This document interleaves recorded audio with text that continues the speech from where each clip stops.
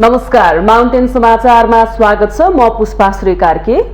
नमस्कार, म खुशबु दास। सुरुमा अहिलेसम्मका मुख्य समाचार।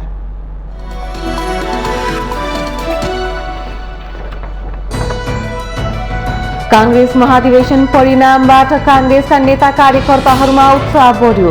देश र जनताको समस्या बुझेर अघि बढ्न सके कांग्रेसकै पालामा लोकतन्त्र बलियो हुने विश्लेषण। घर दैलो अभियान मार्फत कोरोना खोप लगाउने काममा अग्रसर हुन प्रधानमन्त्रीको मुख्यमन्त्रीहरूलाई निर्देशन। सरकार सम्पूर्ण नेपालीलाई खोप दिन तयार रहेको भनाई। एमसीसी पारित गर्ने विषयमा सत्तारूढ गठबन्धन बीच मतभेद। प्रमुख प्रतिपक्षी एमाले भने गठबन्धन तोड्दै मौकाको फाइदा उठाउने रणनीतिमा। कांग्रेसको 14औं महाधिवेशन अन्तर्गत महिला खुल्लातर्फ केन्द्रीय सदस्यको अन्तिम मत परिणाम सार्वजनिक। लीला संग्रौलाले पहिलो स्थानमा रहँदा दोस्रोमा पुष्पा भुषाल।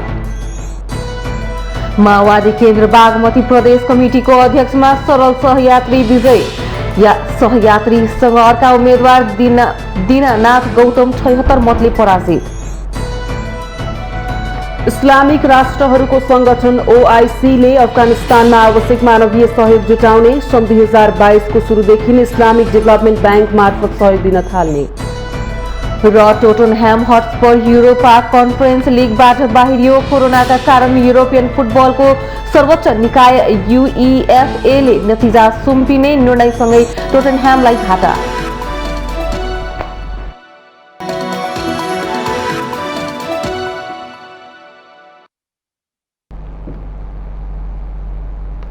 अब समाचार विस्तारमा। नेपाली कांग्रेसको महाधिवेशनबाट पार्टीको पदाधिकारीदेखि प्रदेश, जिल्ला र वडासम्म युवाहरूको आगमन जबरजस्त रूपमा भएको देखियो। विगतमा प्राय कर्मकाण्डीमा सीमित रहने कांग्रेसका महाधिवेशनहरूले 14औं महाधिवेशन जस्तो उत्साह दिन सकेका थिएनन्। अहिले पार्टी पदाधिकारीदेखि वडासम्म जसरी कांग्रेसले नेतृत्व चयन गरेको छ, यसले अब कांग्रेस जिम्मेवार भएर अघि बढ्छ कि भन्ने अपेक्षा गरिएको छ। देशकै ठूलो प्रजातान्त्रिक पार्टी नेपाली कांग्रेस ढिलै भए पनि महाधिवेशन गर्न सफल भयो। भर्खरै सम्पन्न 14औं महाधिवेशनले कांग्रेसमा सधैँभरि रहँदै आएको दुई पक्ष बीचको द्वन्द्व पनि एक प्रकारले साम्य हुने देखिएको छ। कांग्रेस सभापतिमा पुनः निर्वाचित भएका शेरबहादुर देउबा पार्टीभित्र परिपक्व राजनीतिज्ञका रूपमा नेतृत्वमा स्थापित भएका छन्। धनराज गुरुङ, गगन थापा र विश्वप्रकाश शर्मा लगायतका युवा नेताहरू कांग्रेसभित्र सशक्त रूपले नेतृत्व पंक्तिमा उदाएका छन्। कांग्रेसको केन्द्रीय कार्य समितिमा पनि अधिकांश युवा र जुझारू नेताहरूको उपस्थिति देखिएको छ। प्रदेश र जिल्ला इकाइमा युवाहरूको आगमन जबरजस्त रूपमा देखिएको छ। यस अर्थमा नेपाली कांग्रेस बिस्तारै नेतृत्व तहमा पुस्तान्तरण उन्मुख हुँदै गएको छ। यसले समग्रमा पार्टीमा एक अर्का प्रति विश्वासको वातावरण बन्दै गएको छ। कांग्रेस लामो समयदेखि तदर्थवादको अवस्थामा थियो। आफूलाई जसरी पनि नेतृत्व तहमा राख्न चाहने पार्टीका पुराना नेताहरूबाट पीडित नेपाली कांग्रेसका विगतका महाधिवेशन कर्मकाण्डीमा सीमित रहने गरेको देखिन्थ्यो। 4-5 जना नेताहरूको ओरिपरि घुमेको कांग्रेस तिनै नेताहरूबाट बन्धित अवस्थामा थियो। महाधिवेशनमा जित्ने र हार्ने दुवै पक्षले सबै प्रकारका नियुक्तिमा हिस्सेदारी खोज्ने गर्थे, जसका कारण पार्टीभित्र नयाँ नेतृत्व उदाउन सकेको थिएन। नेताहरूको ध्यान गुट निर्माण गर्नेमा हुन्थ्यो भने कार्यकर्ताहरू आफ्नो गुटको नेतालाई कसरी हुन्छ रिझाएर आफ्नो फाइदा लिन तल्लीन हुन्थे। सबैलाई समेटेर अगाडि बढ्न कांग्रेस नेतृत्वका लागि निकै चुनौतीपूर्ण थियो। चुनावमा टिकट पाउनका लागि विभिन्न गुट उपगुटका नेताहरूलाई रिझाएर गुटका नेताको खल्तीमा रहने अनि खल्तीका व्यक्तिहरूले नै टिकट प्राप्त गर्न ठूलो धनराशि खर्च गर्नुपर्ने परिपाटीबाट निष्ठाको राजनीति गरेकाहरू कांग्रेसमा पीडित थिए। पार्टीको विधान र संगठनहरू पार्टी नेतृत्वका लागि देखाउने दाँत मात्र बनेको अवस्था थियो। यसै क्रममा नवनिर्वाचित युवा पदाधिकारीहरूले पार्टीको विधान लागू गर्न सके, योग्यता र क्षमताका आधारमा सम्पूर्ण पार्टी पंक्ति परिचालन गर्न सके नेपाली कांग्रेसभित्र ठूलो परिवर्तन आउन सक्छ कि भन्ने अपेक्षा धेरैले गरेका छन्। पार्टीमा उदाएका युवा नेताहरूले स्वतन्त्र र निष्पक्ष ढंगले पार्टी परिचालन गर्न सके यसको प्रत्यक्ष असर सिंगो देशमा पनि पर्नेछ। किनकि कांग्रेस देशकै पुरानो प्रजातान्त्रिक पार्टी हो, ऊ जिम्मेवार भए वा कांग्रेसभित्र लोकतान्त्रिक पद्धति बस्न सके देशमा पनि लोकतन्त्र बलियो हुने आम बुझाइ छ। आर्थिक उदारीकरण र संरचनागत विकास गर्न सके देशले प्रजातान्त्रिक सरकार पाउनुपर्छ र त्यसको नेतृत्व कांग्रेसले गर्छ भनेर सर्वसाधारणमा पनि कांग्रेस महाधिवेशनबाट उदाएको नेतृत्वले केही आशा जगाएको देखिन्छ। अहिले पनि कांग्रेसले नीति बिना नै महाधिवेशन सम्पन्न गरेको छ। यो विषयमा चर्को बहस पनि भयो। नीति अनुरूप कांग्रेस हिडोस् भन्ने कांग्रेसीहरूको मात्र नभई उसको शुभेच्छुक र आम सर्वसाधारण समेत चाहन्छन्। त्यसैले कांग्रेस नेतृत्वमा आएकाहरूप्रति अबको कांग्रेस केवल चुनावमुखी नभएर राष्ट्र निर्माणको अभिभारा बोक्ने गरी अगाडि बढोस् भन्ने अपेक्षा धेरैले गरेका छन्। आगामी चुनावमा टिकट वितरण गर्दा कांग्रेस संस्थागत ढंगले अगाडि बढ्न सक्यो भने धेरै ठाउँमा विगत जस्तो कांग्रेसले आफ्नै बागी उम्मेद्वारहरूको सामना गर्नुपर्ने अवस्था अन्त्य हुनेछ। कांग्रेसका लागि विगतदेखि नै यो ठूलो चुनौतीका रूपमा देखिएको छ। साथै आम जनता विकासको पर्खाइमा छन्। उनीहरूको आशा निराशामा परिणत हुन नदिने गरी कांग्रेस अघि बढ्न जरुरी छ। माउन्टेन टेलिभिजन एचडी राजनीतिक ब्युरो। प्रधानमन्त्री शेरबहादुर देउवाले लक्षित समूहलाई कोरोना विरुद्धको खोप लगाउन घर दैलो अभियान सञ्चालन गर्न मुख्यमन्त्रीहरूलाई आग्रह गर्नुभएको छ। सोमबार प्रधानमन्त्री देउवाले प्रधानमन्त्री तथा मन्त्री परिषदको कार्यालयमा मुख्यमन्त्रीहरूसँग छलफल गर्दै लक्षित समूहलाई कोरोना विरुद्धको खोपमा पहुँच पुर्याउनका लागि घर दैलो अभियान सञ्चालन गर्न मुख्यमन्त्रीहरूलाई आग्रह गर्नुभएको हो। सरकार सम्पूर्ण नेपालीलाई खोप दिन तयार रहेको र खोपको अभाव नरहेको भन्दै प्रधानमन्त्री देउवाले खोप अभियान सञ्चालन गर्नुपर्नेमा जोड दिनुभएको स्वास्थ्य तथा जनसङ्ख्या मन्त्री विरोध खतिवडाले जानकारी दिनुभयो। लगायतकाले के कमेन्ट गर्नुभयो भन्दाखेरि भने कमिटमेन्ट गर्नुभयो भन्दाखेरि भने हामी यसलाई सरकारले लिएको लक्ष्य टार्गेट अनुसारै हामी मिट गर्छौँ। यो बिचमा केही अलिकति तलमाथि परेको हुनाले देखिएको भए तापनि भन्नुभयो एक हामीसँग पर्याप्त खोप छ भनेर केन्द्रले बारम्बार भनेको छ र प्रदेशमा पनि हामीसँग पर्याप्त खोप छ भनेर उहाँहरूले भन्नुभएको छ। हाम्रो आह्वान भनेको सरकार सम्पूर्ण नेपाली नागरिकलाई खोप दिन तयार छ। खोप हामीसँग छ, खोपको अभाव छैन, लगाइदिनुहोस्। खोप केन्द्रहरूलाई वृद्धि गर्नुपर्ने र तीनै तहको सरकारका साथसाथै जिल्ला प्रशासन कार्यालय, जिल्ला जनस्वास्थ्य कार्यालय, विभिन्न सङ्घ संस्था, क्लबहरूको समेत सहयोग लिएर कोरोना विरुद्धको अभियानमा लाग्नुपर्ने छलफलमा जोड दिएको पनि मन्त्री खतिवडाले बताउनुभयो।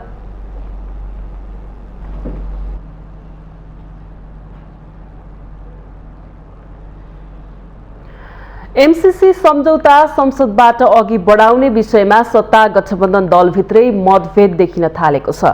प्रधानमन्त्री शेरबहादुर देउवाले एमसीसी छिटो पारित गर्नुपर्ने प्रस्ताव गरे पनि कांग्रेस बाहेकका दलले असहमति जनाएका छन्। सत्तारूढ गठबन्धनले एमसीसी अध्ययनका लागि 3 सदस्यीय कार्यदल समेत बनाएको छ। प्रधानमन्त्रीको प्रस्तावमा नेकपा एमाले समर्थन गरे। अमेरिकासँगको यो सम्झौता सांसदबाट पारित हुने अवस्था छ। तर प्रमुख प्रतिपक्षी एमाले एमसीसीलाई गठबन्धनको मामिला भन्दै यसबारेमा ठोस निर्णय नगरी पानीमाथिको ओभानो बन्न खोजिरहेको छ। अमेरिकी सहयोग मिलेनियम च्यालेन्ज कर्पोरेसन एमसीसी सम्झौता पारित गर्ने विषयमा सत्तारूढ गठबन्धन दलभित्रै विवाद भएको छ। सरकारले अमेरिकासँग करिब 55 अर्ब रुपियाँ अनुदान बराबरको विकास आयोजनाका लागि एमसीसी सम्झौता गरेको 4.5 वर्ष भयो। तर अनुमोदन गर्ने या नगर्ने विषयमा दलहरूमा एकमत देखिँदैन। सरकारको नेतृत्व गरिरहेको नेपाली कांग्रेस सक्दो चाँडो अनुमोदनको पक्षमा उभिँदा माओवादी केन्द्र र नेकपा एकीकृत समाजवादी भने यथास्थितिमा अनुमोदन गराउन नहुने अडानमा छ। सत्ता गठबन्धन भित्रै मतभेद बढ्दै जाँदा प्रमुख प्रतिपक्षी दल एमाले एमसीसीलाई गठबन्धन तोड्दै मौकाको फाइदा उठाउने रणनीतिमा छ। एमसीसी को एमाले प्रष्ट छ। पहिला सत्तारूढ गठबन्धन क्लियर भएर आउनु पर्यो, उहाँहरूको एउटै धारणा आउनु पर्यो। त्यो एउटै धारणा आउने बित्तिकै नेकपा एमाले अगाडि बढ्छ। यथास्थितिमा एमसीसी पास गर्ने पक्षमा नेकपा एमाले छैन। गर्यो भनेदेखि अब अहिले त संसदै अवरुद्ध छ, त्यसप्रति हाम्रो सम्पूर्ण रूपले जे आए पनि विमति देखिएकै छ। पहिला यो खुल्यो भने त्यसपछि हामी चाहिँ छलफल गर्छौँ, अन्यथा हाम्रो त अहिले संसदमा जेसुकै एजेन्डा आउँदा पनि त्यसमा विमति नै छैन। प्रधानमन्त्री शेरबहादुर देउवा अमेरिकी अनुदान सम्बन्धी सम्झौता एमसीसी छिटो पारित गर्नुपर्ने पक्षमा हुनुहुन्छ।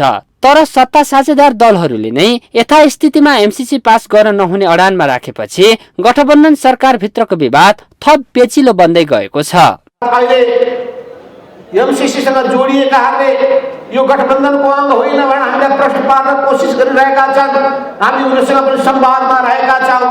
यसलाई हामीले राम्रो वातावरणमा, सहज वातावरणमा हामी अगाडि बढाउन चाहन्छौँ र विशुद्ध आर्थिक सहयोगको विषय बनोस्। सेनासँग या अन्य कुराहरू कुनै कुराहरूसँग नेपालको सार्वभौम सत्तासँग जोडिने कुरा नहोस्। छिमेकीहरूमाथि कुनै किसिमबाट असर पर्ने कुराहरू पनि नहोस् भन्ने कुरामा हामी सजग पनि छौँ। गठबन्धन दलका नेताहरूले नै एमसीसी सम्झौताका कतिपय बुँदाहरू संशोधन नभएसम्म सम्झौता पास गर्न नहुने धारणा राख्नुले पनि गठबन्धन भित्रको विवाद थप पेचिलो बनेको छ। एमसीसी अध्ययनका लागि सत्तारूढ दलका नेताहरूको 3 सदस्यीय कार्यदल बनाइएको छ। कांग्रेसको प्रस्तावमा एमालेले समर्थन गरे अमेरिकासँगको यो सम्झौता कार्यान्वयनमा जान सक्छ। एमसीसीलाई राजनीतिक दलहरूबाट नै राजनीतिकरण गरिएकाले थप पेचिलो बन्न पुगेको पूर्वाधार विज्ञ सूर्यराज आचार्यको बुझाइ छ। सबै दलहरूले, नेताहरू, दलहरूले यसलाई चाहिँ राजनीतिको विषय अथवा सत्ता लेनदेन समीकरण राख्ने, गठबन्धन राख्ने, तोड्नेको यो नभइकन एउटा उदात्त भागले देशको हितलाई भएर कुरो गर्नु पर्थ्यो। उहाँहरूको के भइदियो भने नेताहरूको चाहिँ अब यसमा दाउपेच गरिदिनु भयो उहाँहरूले। यो चाहिँ होइन गिजलियो भन्दा पनि यो के भने म गिजलियो मात्रै भन्दिनँ, यो त एउटा अपारदर्शी उहाँहरूको राजनीतिक इमान देखिएन। गठबन्धनमा गडबडी देखेको एमालेले भने यही मौकामा आफूले राख्दै आएको माधव नेपाल सहित 14 सांसदलाई पदमुक्त गर्ने माग हुनुपर्ने शर्त अघि सारेर लामो समयदेखि संसद अवरुद्ध गर्दै आएको छ। प्रधानमन्त्री देउवा गठबन्धन तोड्ने पक्षमा उभिए एमालेले एमसीसीमा साथ दिनु जरुरी हुन्छ। चुनावतिरै धकेल्ने एमालेको रणनीति पनि स्पष्ट भएको छ। माउन्टेन टेलिभिजन एचडीका लागि बटुक राजगिरीको रिपोर्ट। नेकपा माओवादी केन्द्रका अध्यक्ष पुष्पकमल दाहालले एमालेले गठबन्धन फुटाएर अझै पनि विभिन्न खालका चालबाजी गर्न लागेकोले गठबन्धन सरकार सजग हुनुपर्ने टिप्पणी गर्नुभएको छ। सोमबार समाजवादी प्रेस संगठनले आयोजना गरेको कार्यक्रमलाई सम्बोधन गर्दै अध्यक्ष दाहालले गठबन्धन नफुट्दै बरु अन्य राजनीतिक शक्तिलाई समेटेर थप बलियो हुने बताउनु भएको हो। कम्तीमा पनि गठबन्धनमा अहिले पटक पटक हाम्रो छलफल भइराखेको छ र नेपाली कांग्रेस र अहिले प्रधानमन्त्री शेरबहादुर देउवाजीसँग मेरो अलि धेरै नै यो बीचमा पनि कुरा भइराखेको छ र कुनै हालतमा गठबन्धनलाई कमजोर हुन नदिने, गठबन्धन टुटाउ समर्थन गर्छु भन्ने ओली प्रवृत्तिलाई सफल हुन नदिने कुनै हालतमा गइने छैन भन्ने विश्वास उहाँले व्यक्त गरिराख्नु भएको छ। म उहाँलाई धन्यवाद पनि भन्न चाहन्छु र अहिले यहाँ कार्कीजीले पनि आफ्नो सम्बोधनको क्रममा हामी अरू कुनै त्यो पक्षमा छैनौँ। हामी यो सरकारले लोकतन्त्रको रक्षा गरेको छ, संविधानको रक्षा गरेको छ र देशलाई फेरि ट्र्याकमा अगाडि बढाउने जमर्को गरेको छ। कार्यक्रमलाई सम्बोधन गर्दै एकीकृत समाजवादीका अध्यक्ष माधव कुमार नेपालले यथास्थितिमा अमेरिकी सहयोग परियोजना एमसीसी पारित नहुने ठोकुवा गर्नुभयो। एमसीसीसँग जोडिएकाहरूले यो गठबन्धनको अङ्ग होइन भनेर हामीलाई प्रश्न पार्न कोसिस गरिरहेका छन्। हामी उनीसँग पनि संवादमा रहेका छौँ। यसलाई हामीले राम्रो वातावरणमा, सहज वातावरणमा हामी अगाडि बढाउन चाहन्छौँ र विशुद्ध आर्थिक सहयोगको विषय बनोस्। सेनासँग या अन्य कुराहरू कुनै कुराहरूसँग नेपालको सार्वभौम सत्तासँग जोडिने कुरा नहोस्। छिमेकीहरूमाथि कुनै किसिमबाट असर पर्ने कुराहरू पनि नहोस् भन्ने कुरामा हामी सजग पनि छौँ। त्यस्तै पूर्व प्रधानमन्त्री तथा जनता समाजवादी पार्टीका संघीय परिषद अध्यक्ष बाबुराम भट्टराईले हाल सरकारमा रहेका गठबन्धनलाई आगामी निर्वाचनसम्म निरन्तरता दिनुपर्नेमा जोड दिनुभयो। तर खतरा कहाँनिर छ भने साथीहरू पनि यहाँ हुनुहुन्छ, हामीले आन्तरिक रूपमा छलफल पनि गरिरहेका छौँ। हामीले ध्यान पुर्याउन सकेनौँ भने यो उपहानामा हामीले चाहिँ तन्काउन थाल्यौँ भने सानो सानो एउटा समस्याले पनि एउटा ठुलो विस्फोटक रूप लिएर यो हाम्रो गठबन्धनलाई जसरी भत्काउने प्रयत्न भित्र बाहिरबाट भइरहेको छ त्यो भत्कने र फेरि नयाँ ढङ्गले चाहिँ प्रतिगमन अगाडि आउने खतरा छ। पुस 5 गते भएको संसद विघटनको 1 वर्ष पुगेको भन्दै समाजवादी प्रेस संगठनले आयोजना गरेको कार्यक्रममा विभिन्न राजनीतिक दलहरूले विरोध जनाएका थिए।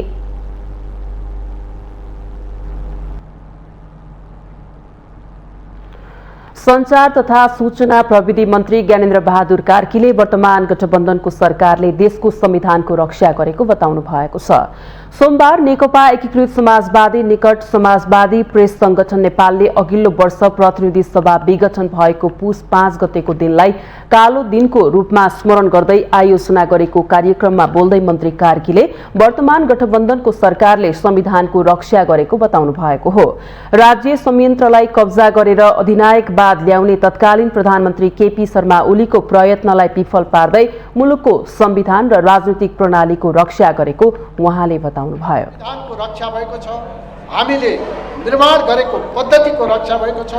मुलुक शेरबहादुर देउवाको नेतृत्वमा अहिले विधिको शासन, दिगो सुशासन, लोकतान्त्रिक अधिकार र आर्थिक विकासको बाटोमा मुलुकलाई अहिले अग्रसर गराएको छ र अबका दिनमा हामीले हाम्रो पुस्ताले राजनैतिक पद्धतिका निमित्त संघर्ष गर्नु नपरोस्। मन्त्री कार्कीले आन्तरिक एकतालाई सुदृढ गर्दै देशलाई समृद्धिको दिशातर्फ अगाडि बढाउनु पर्ने पनि बताउनुभयो।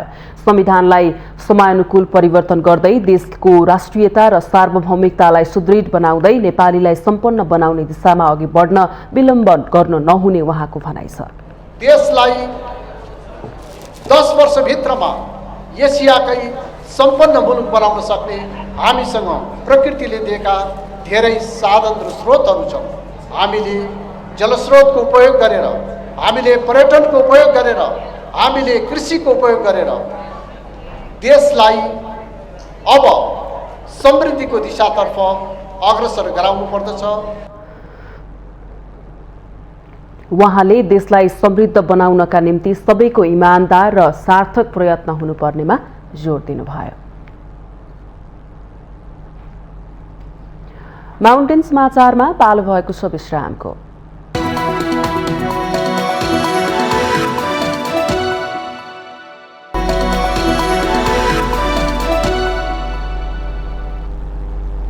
विश्रामपछि स्वागत छ। अब बाँकी समाचार। नेपाली कांग्रेसको 14औं महाधिवेशन अन्तर्गत महिला खुलातर्फ केन्द्रीय सदस्यको अन्तिम मत परिणाम सार्वजनिक भएको छ। सोमबार साँझ सार्वजनिक अन्तिम मत परिणाममा डाक्टर डिला संग्रौलाले सबैभन्दा धेरै 2885 मत ल्याएर विजयी हुनुभएको छ भने दोस्रो नम्बरमा पुष्पा भूषालले 2718 मत प्राप्त गर्नुभएको छ। त्यसैगरी क्रमशः आर्जु राणा देउवा 2536, अम्बिका बस्नेत 2339, ईश्वरी न्यौपाने 2259, सरिता प्रसाईले 2096, रमा कोइराला पौडेल 1858, सुशीला ढकाला आचार्य 1804 र रङ्गमती शाही 1789 मत ल्याएर निर्वाचित हुनुभएको छ। महिलातर्फको केन्द्रीय सदस्य 9 पदका लागि 30 जनाले उम्मेदवारी दिएका थिए।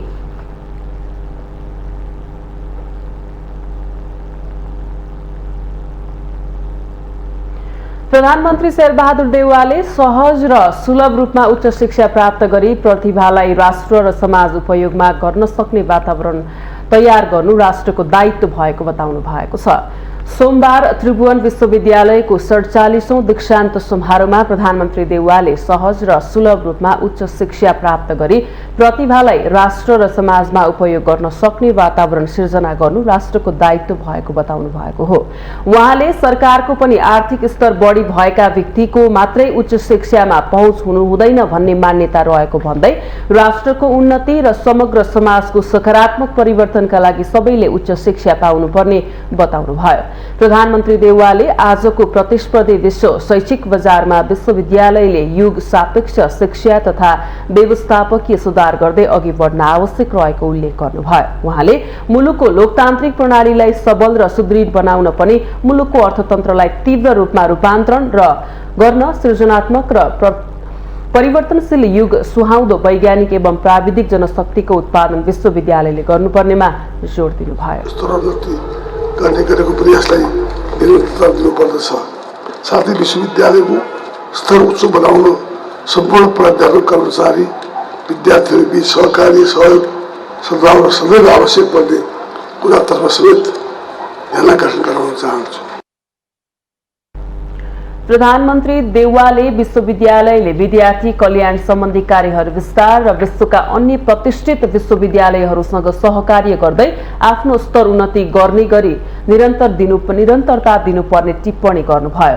विश्वविद्यालयका कुलपति समेत रहनुभएका प्रधानमन्त्री देउवाले 29,729 जना विद्यार्थीहरूलाई दीक्षित गर्नुभएको हो। नेकपा माओवादी केन्द्र बागमती प्रदेश कमिटिको अध्यक्षमा सिन्धुपाल्चोकका सरल सहयात्री निर्वाचित हुनुभएको छ। सोमबार राति सम्पन्न निर्वाचनको मत परिणाम अनुसार अध्यक्षका अर्का उम्मेद्वार दीनानाथ गौतमलाई 76 मतले पछि पार्दै सहयात्री अध्यक्षमा निर्वाचित हुनुभएको हो। अन्तिम परिणाम अनुसार सहयात्रीले 162 मत ल्याउँदा उहाँका प्रतिद्वन्दी गौतमले 86 मत ल्याउनुभयो। त्यसैगरी प्रदेश उपाध्यक्षमा रूपा महर्जन, प्रेम बहादुर पुलामी छिन्तु र रामप्रसाद ढुङ्गाना विजयी हुनुभएको छ। त्यसैगरी सचिवमा काभ्रेका इन्द्र बहादुर थिङ, प्रदेशको सहसचिवमा दल बहादुर बुर्लाकोटी, माधव लामिछाने र प्रकाश श्रेष्ठले जित हात पार्दा कोषाध्यक्षमा सङ्गीता भट्टराई विजयी हुनुभएको छ। सोमबार भएको चुनावी प्रतिस्पर्धामा अध्यक्ष सहित 9 जना पदाधिकारीका लागि 29 जनाले उम्मेदवारी दिएका थिए।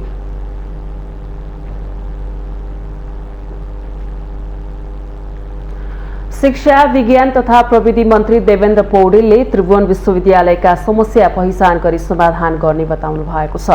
सोमबार त्रिभुवन विश्वविद्यालयको 47औं दीक्षान्त समारोहमा बोल्दै मन्त्री पौडेलले त्रिभुवन विश्वविद्यालयका समस्या पहिचान गरी समाधान गर्ने बताउनु भएको हो। उहाँले दीक्षित विद्यार्थीहरूले आफूसँग भएको ज्ञानलाई सिपसँग र सिपलाई उत्पादनसँग जोड्दै मुलुकको आर्थिक समृद्धि र सामाजिक रूपान्तरणमा योगदान पुर्याउनु पर्ने बताउनु भयो।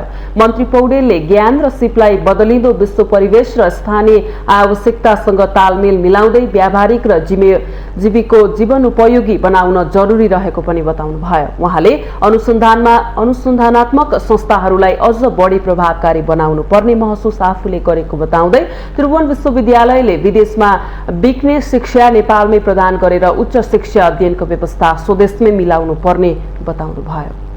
पहिचान गरी समाधान गर्न गम्भीर प्रयत्न गर्नुपर्ने आवश्यकता मैले अनुभूति गरेको छु।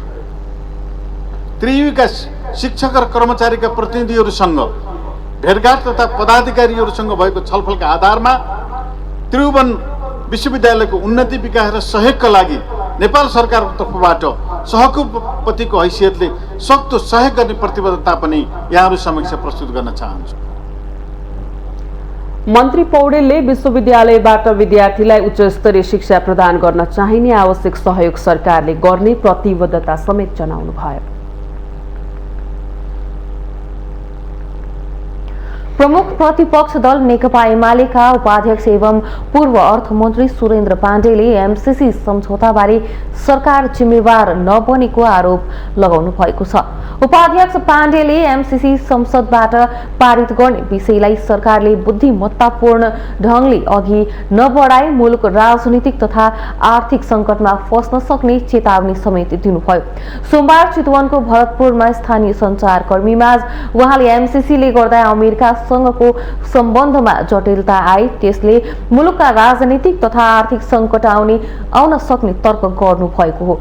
उपाध्यक्ष पाण्डेले एमसीसी अघि बढाउने विषयमा प्रधानमन्त्री शेरबहादुर देउवा र सत्तारूढ दल भित्रै गम्भीर असहमति रहेको दावी पनि गर्नुभयो। सर्वदलीय भनौँ न सरकार पक्षका दलहरूकै बीचमा पनि विमतिहरू चाहिँ चरम रूपले चाहिँ परस्पर चाहिँ विमति पैदा भयो। अहिले पास गर्नु हुँदैन, यसलाई लिनु हुँदैन भन्ने दलहरूको भनाइको कारणले गर्दा अब प्रधानमन्त्री र अन्य दलहरूको बिचमै पनि गम्भीर असहमति देखिन्छ।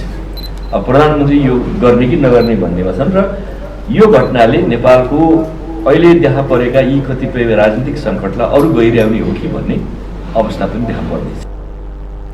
उपाध्यक्ष पाण्डेले मुलुक अब निर्वाचनतर्फ जानुको विकल्प नरहेको पनि बताउनुभयो। मुलुक सङ्कटको बीचमा उभिएको र त्यसको समाधान निर्वाचनबाटै हुने भएकाले अब मुलुक निर्वाचनमा जाने उहाँको दाबी थियो। यसको के हो त समाधान भनेको अल्टिमेटली अब निर्वाचनभन्दा म अरू देख्दिनँ। निर्वाचनले मात्रै यसको समाधान खोज्न सक्छ र पोलिटिकल कोर्स फेरि सामान्य अवस्थातिर फर्किन सक्छ। त्यस कारणले सम्मुखमा यो घटना कसरी सेटल हुन्छ थाहा छैन, तर सेटल हुँदा त्यसको निष्कर्ष निर्वाचनतर्फ जान्छ भन्ने लाग्छ। त्यसैले कुनै पनि क्षण देशले निर्वाचनतर्फ जान खोजेको हामी देख्छौँ। दोस्रो चाहिँ यसै बिचमा हाम्रो अर्थतन्त्रमा केही गम्भीर नकारात्मक लक्षणहरू पनि थाहा परेका छन्। त्यो भनेको हाम्रो फरेन करेन्सीको डिपोजिट एकदम ऱ्यापिडली घटिरहेको छ। उपाध्यक्ष पाण्डेले मुलुक आर्थिक सङ्कट उन्मुख रहेको पनि दोहोर्याउनुभयो।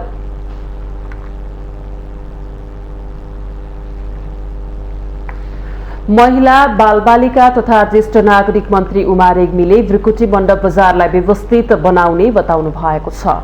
सोमबार काठमाडौँमा आयोजित भृकुटी मण्डप निम्न व्यापारी संघको 27औं वार्षिक साधारण सभामा मन्त्री रेग्मीले भृकुटी मण्डप बजारलाई व्यवस्थित बनाउने बताउनु भएको हो। उहाँले भृकुटी मण्डपको बजारलाई व्यवस्थित बनाउँदै साना व्यापारी मैत्री क्षेत्र बनाउने योजना रहेको उल्लेख गर्नुभयो। मन्त्री रेग्मीले भृकुटी मण्डपमा धेरै समस्याहरू रहेको भन्दै एकमुष्ट समाधान गर्नुपर्नेमा जोड दिनुभयो। उहाँले बजार स्थापना भएको 27 वर्ष पुगे पनि व्यवस्थित हुन नसकेको स्वीकार गर्नुभयो। समाज कल्याण परिषदसँग भएको सम्झौता सकिए पनि पुनः सम्झौता गर्न तयार रहेको उहाँको भनाइ छ। 24 गतेबाट सम्झौता सकिएको सूचना प्राप्त भयो। सम्झौता सकिएपछि मैले के पनि सुनेको छु भने सम्झौता चाहिँ ठ्याक्कै सरोकारसँग नगरेर बीचबीचमा सम्झौता हुने गरेको छ भन्ने पनि सुनेको छु। के हो सत्य तथ्य त्यो कुरो पत्ता लगाउनु पर्यो। ठ्याक्कै जो व्यापारी हो त्यो व्यापारीले डाइरेक्ट गएर समाज कल्याण परिषदसँग सम्झौता गर्नुपर्छ। मन्त्री रेग्मीले पछिल्लो समय भृकुटी मण्डपका व्यापारीहरूले बीचबीचमा समाज कल्याण परिषद भन्दा बाहिर सम्झौता हुने गरेको भन्दै परिषदमा नै गएर सम्झौता गर्न व्यापारीहरूलाई आग्रह पनि गर्नुभयो। कार्यक्रममा संघले मन्त्रीसँग गत मङ्सिर 24 गतेदेखि सकिएको सम्झौता थप गर्न आग्रह गरेको छ।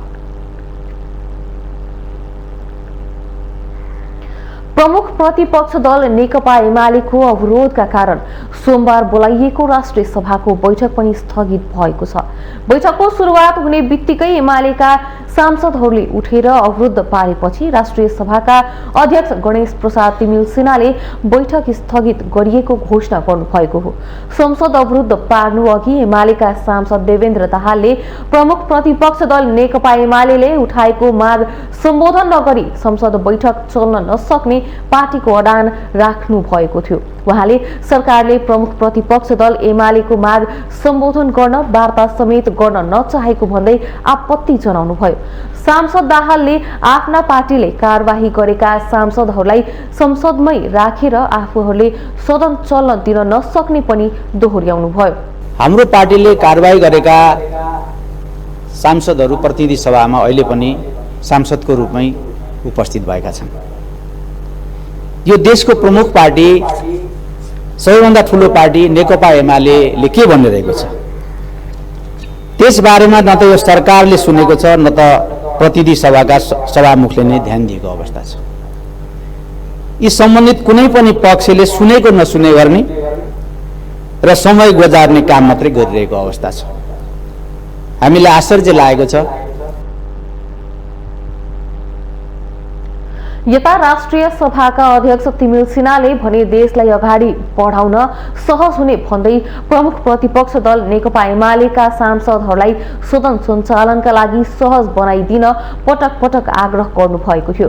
उहाँले महत्त्वपूर्ण विधेयकहरू अगाडि बढाउन देशको विकासको बारेमा समग्र अर्थतन्त्रको बारेमा राख्न पनि प्रमुख प्रतिपक्ष दल नेकपा एमाले सदन सुचारू गराउन सहयोग गर्नुपर्ने तर्क समेत गर्नुभयो। पक्कै पनि गएको छ। यसकारण हामी राष्ट्रिय सभामा आफ्ना भनाइहरू पनि राखौँ र नियमित ढङ्गले हाम्रा जे विषयहरू छन् भेटिएकोहरू छन् त्यसलाई अगाडि बढाउनको लागि मुख्य गरी प्रमुख प्रतिपक्षी दलको माननीयज्यूहरूलाई म आग्रह गर्न चाहन्छु कि त्यसमा सहज गराइदिनुहोस्। अध्यक्ष तिमिल सिन्हाले अर्को बैठकको सूचना टाँस गर्ने गरी बैठक स्थगित गरिएको घोषणा गर्नुभएको छ।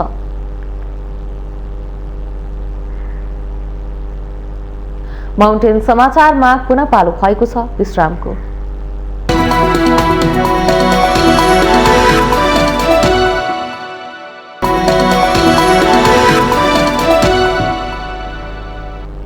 विश्रामपछि स्वागत छ। अब बाँकी समाचार। निर्वाचन आयोगले मतदाता नामावलीमा दर्ता हुन कठिन अव्यवस्थित समावेशितालाई ध्यान नपुर्याएको जस्ता विषयहरूमा आफ्नो ध्यानकर्षण भएको जनाएको छ। हाल देशका सबै निर्वाचन कार्यालय, सबै जिल्ला प्रशासन कार्यालय र तोकिएका इलाका प्रशासन कार्यालयबाट 16 वर्ष उमेर पूरा गरी नेपाली नागरिकता प्राप्त गरेका व्यक्तिहरूको मतदाता नामावली संकलन कार्य भइरहेको भन्दै यसमा भएका कठिनाईप्रति ध्यानकर्षण भएको बताएको छ। स्थानीय तहबाट मतदाता नामावलीमा नाम दर्ता गर्न सकिने र आफ्नो स्थानीय तहमा कार्यक्रम समाप्त भएपछि मतदाता नामावली नाम दर्ता गराउन छुट भएकाले निर्वाचन कार्यालय, जिल्ला प्रशासन कार्यालय र इलाका प्रशासन कार्यालय मध्ये पाएक पर्ने कार्यालयबाट मतदाता नामावलीमा नाम दर्ता गराउन सकिने आयोगले स्पष्ट गरेको छ। स्थानीय तहमा नाम छुट भएका ज्येष्ठ नागरिक, अपाङ्गता भएका, गर्भवती एवं सुत्केरी महिलाहरूलाई प्राथमिकता दिने, दर्ता स्थलमा खानेपानी, शौचालय तथा सम्भव भएसम्म स्थानपानको कक्ष साथै दर्ता स्थल लैङ्गिक तथा अपाङ्गता मैत्री हुने व्यवस्था मिलाउन पनि आयोगले भनेको छ। आयोगले जारी गरेको विज्ञप्तिमा सम्बन्धित स्थानीय तहमा मतदाता नामावली संकलन सकिएपछि पनि मतदाता नामावलीमा नाम दर्ता गराउन छुट भएकालाई नाम दर्ता गराउन आवश्यक सहयोग र सहजीकरण गरिदिन सबै राजनीतिक दल, नागरिक समाज, स्थानीय तह तथा सम्बन्धित सबैलाई आग्रह गरिएको छ। पर्वत जिल्लाका तत्कालीन 34 गाविसलाई जिल्ला सदरमुकाम कुस्मासँग जोड्ने गरी बनाइएको पक्की पुल अहिले जीर्ण बन्दा ठूलै दुर्घटनाको खतरामा रहेको छ। 2063 सालमा दोबिल्ला मोदी खोलामा बनेको गाडी चल्ने फलामे पुल अहिले जीर्ण भएपछि दुर्घटनाको खतरा बढेको हो। 2063 सालमा तत्कालीन दक्षिण पर्वतका 34 गाविसलाई जिल्ला सदरमुकाम कुस्मासँग जोड्ने गरी दोबिल्ला पक्की पुल निर्माण गरिएको थियो। कुस्मा नगरपालिका 8 र 11 जोड्ने गरी दोबिल्ला मोदी खोलामा बनेको फलामे पुल अहिले पूर्णतया जीर्ण भइसकेको छ। 2 दशकसम्म आधा पर्वतलाई सदरमुकाम र पोखरा बागलुङ राजमार्गसँग जोड्दै आएको पुल संरक्षणको अभावमा जीर्ण बनेको हो। सदरमुकाम कुस्मादेखि दक्षिण पर्वतसम्म सीधा यातायात सेवाको पहुँच बनेको पुल अहिले ठूलै दुर्घटना कुरिरहेको छ। जोखिम कुनै छ? यो पुल पर्वतदेखि स्याङ्जा, बुटोल सबै जोडिने शाखै हो, हाइवे भन्दा हुन्छ। त्यहाँभन्दा पहिला टिप्पर पनि फसिएको यहाँ जानकारी पाइएको हो। ठुलो सानो गाडीलाई त समस्या छैन, अब यसो छलेर हिँड्न सकिन्छ। ठुलो गाडी टिप्परहरू आउँदाखेरि अलिक जोखिम पुरै छ। पुलको लम्बाई 200 मिटर रहेको छ। गाडी चल्ने नेपालमै नमुना पुलको रूपमा सस्पेन्डेड मोडलमा दोबिल्ला स्थित मोदी नदीमा 1.5 दशक अघि बनेको हो। दक्षिण पर्वत जोड्ने एक मात्र पक्की पुलको नट बेल्ट सबै खुस्किएका छन् भने पुलका पाता उब्किएका, भाँसिएका र ठाउँ ठाउँमा खिया लागेको छ।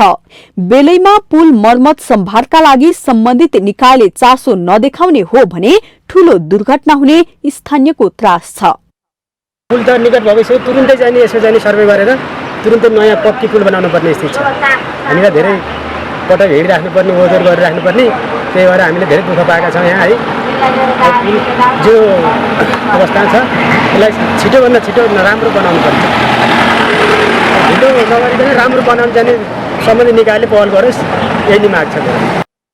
पुलको भारवहन क्षमता 15 टन मात्रै भए पनि ठूला सवारी साधन निष्फिक्री गुड्ने गरेका छन्। डोजर, लोडर, बालुवा गिट्टी बोकेका ट्रिप्पर लगायतका बढी भारका सवारी साधन यही पुलबाट तर्ने गर्दा झनै जोखिमपूर्ण बन्दै गएको छ। पुल निर्माणताका भने हेरालु राखेर ठूला गाडी प्रवेशमा निषेध गरिएको थियो। पछि खर्च व्यवस्थापन गर्न मुस्किल भएपछि हेरालु राख्न छाडिएको हो। बर्खाको समयमा गाडी अनियन्त्रित हुँदा पुल छेउमा राखिएका बारमा गएर ठोक्किने गरेका छन्। पुलमा चिप्लिएर धेरै मोटरसाइकल दुर्घटना भइसकेका छन्। पुल पूर्णतया जीर्ण भइसकेको भए पनि मर्मतको चासो कुनै निकायबाट हुन सकेको छैन। माउन्टेन टेलिभिजन एचडीका लागि पर्वत सहकर्मी विष्णु गौतमको रिपोर्ट। नयाँ बानेश्वर स्थित इन्द्रेणी कम्प्लेक्सको जिम सेन्टरमा आगलागी हुँदा 2 करोड रुपैयाँ बढीको क्षति भएको छ। सोमबार दिउँसो 3 बजेको आसपासमा इन्द्रेणी कम्प्लेक्सका जिम सेन्टरमा आगलागी भएको हो। आगलागीबाट जिम सेन्टरको सामानहरू जल्दा 2 करोड रुपैयाँ भन्दा बढीको क्षति भएको जिम सेन्टरका सञ्चालकलाई उद्धृत गर्दै प्रहरी वृत्त बानेश्वरका डीएसपी मिमबहादुर लामाले जानकारी दिनुभएको छ। आगलागीको सूचना पाउन साथ नेपाल प्रहरी, सशस्त्र प्रहरी, नेपाली सेना र दमकलको टोली घटनास्थलमा पुगेर करिब 50 मिनटमा आगो पूर्ण रूपमा नियन्त्रणमा लिएको उहाँले बताउनुभयो। प्रारम्भिक अनुसन्धानमा इन्भर्टरबाट आगो सल्किएर आगलागी फैलिएको देखिएको उहाँले जानकारी दिनुभयो। पूर्ण रूपमा आगो नियन्त्रणमा आएको छ। प्रारम्भिक उसमा चाहिँ यो इन्भर्टरमा आगो लागेको रहेछ। इन्भर्टरमा जलेर क्षति भएको छ। जिमको सामानहरू क्षति भएको छ। 2 करोड प्लस चाहिँ क्षति भयो भन्ने उहाँको चाहिँ ओनरले हामीले बताउनु भएको छ। काठमाडौँ, भक्तपुर र ललितपुर 3वटै जिल्लाको दमकल समयमै आएका कारण आगलागी नियन्त्रण सम्भव भएको थियो।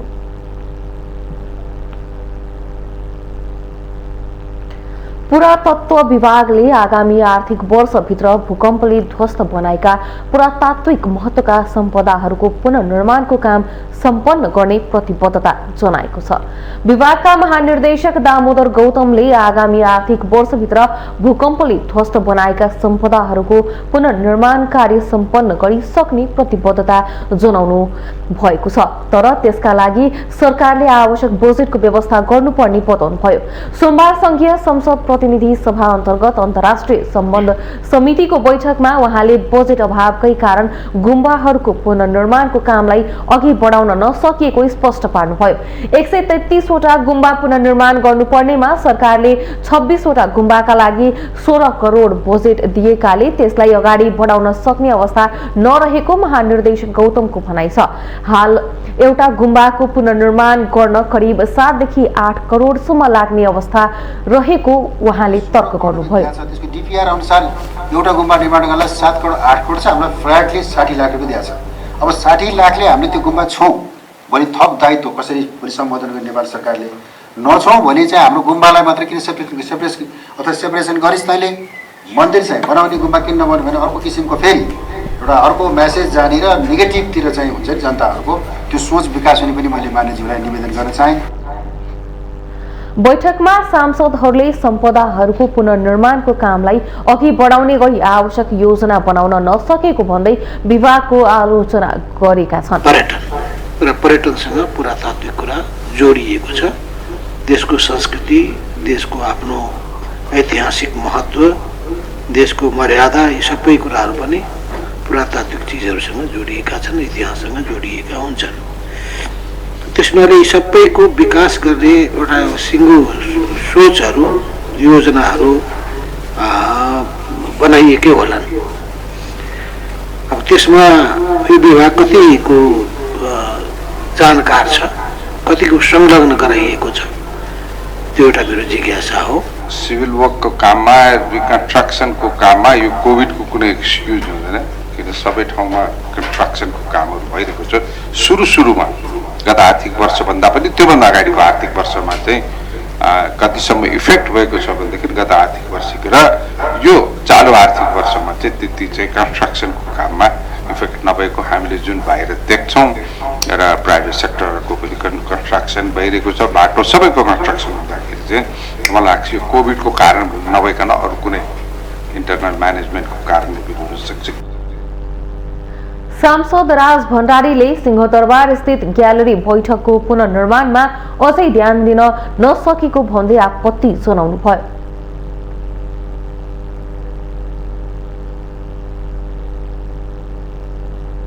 हामीसँग आर्थिक अन्तर्राष्ट्रिय र खेल समाचार बाँकी नै छन्। माउन्टेन समाचारमा पुनः पालो भएको छ विश्रामको।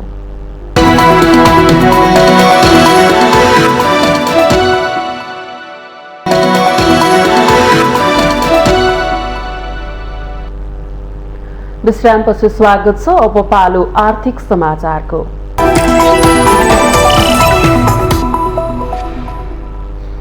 पछिल्लो समय लगातार घटिरहेको शेयर बजार ओह्रालो लाग्ने क्रम सोमबार पनि जारी रहेको छ। सोमबार पनि शेयर बजार दोहोरो अङ्कले ओह्रालो लागेको छ। सोमबार निफ्टी परिसूचक 17.93 अङ्कले घटेर 2358.81 बिन्दुमा झरेको छ। उत्पादन र माइक्रोफाइनान्स बाहेक अरू सबै समूहको शेयर ओह्रालो लागेको छ। बीमा, जलविद्युत र विकास बैंक समूहको शेयर उच्च अङ्कले घटेको छ। सोमबार 54,39,000 किता शेयर 2 अर्ब 46 करोड 46 लाख रुपैयाँमा कारोबार भएको छ। सबैभन्दा धेरै गोर्खाज फाइनान्सको 19 करोड 27 लाख रुपैयाँको शेयर किनबेच भएको माउन्टेन एनर्जी नेपालको शेयर 6% र नारायणी विकास बैंक, मैलुङ खोला जलविद्युत तेह्रथुम पावर कम्पनी, समृद्ध फाइनान्स, लिबर्टी एनर्जी र छाङदी हाइड्रो पावरको शेयर 5% भन्दा धेरैले घटेको छ। गोर्खाज फाइनान्स र हिमालयन डिस्टिलरीको शेयर 10%ले बढेको छ।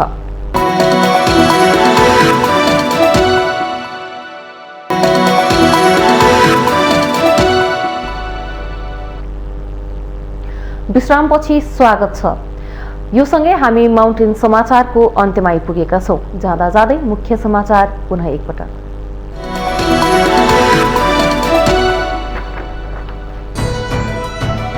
कांग्रेस महाधिवेशन परिणामबाट कांग्रेसका नेता कार्यकर्ताहरूमा उत्साह बढ्यो। देश र जनताको समस्या बुझेर अघि बढ्न सके कांग्रेसकै पालामा लोकतन्त्र बलियो हुने विश्लेषण।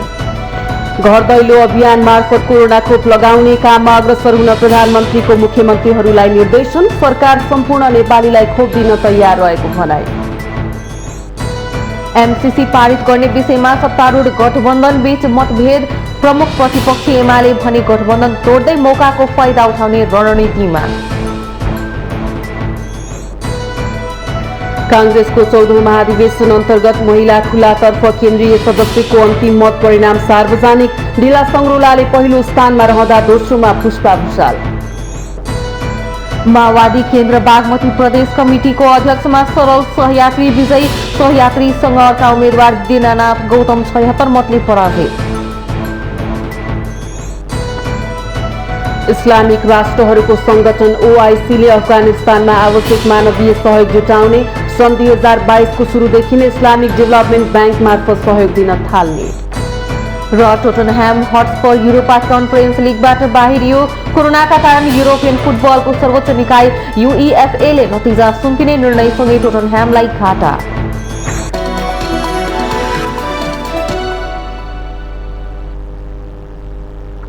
माउन्टेन समाचार अहिलेलाई सकियो। सत्य, तथ्य र निष्पक्ष समाचारका लागि हेर्दै गर्नुहोला माउन्टेन टेलिभिजन हेर्दै। नमस्कार।